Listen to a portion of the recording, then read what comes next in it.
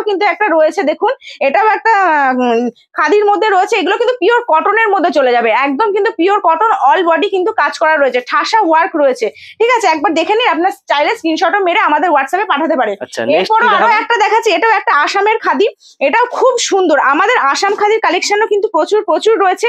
দেখুন একবার কত সুন্দর কালেকশন, কালার কম্বিনেশন গুলো কত সুন্দর। দেখুন মা মনসা শাড়িঘর এমনি এমনি ব্র্যান্ড হয়নি, অনেক মানে কষ্ট করে কিন্তু আজকে এই জায়গায় এসছে, আর এত সুন্দর সুন্দর কালেকশন কিন্তু আপনাদের সামনে তুলে ধরছে। সারা শান্তিপুর ঘুরে অবশেষে মা মনসা শাড়ি ঘরে এসে সমস্যার সমাধান হলো।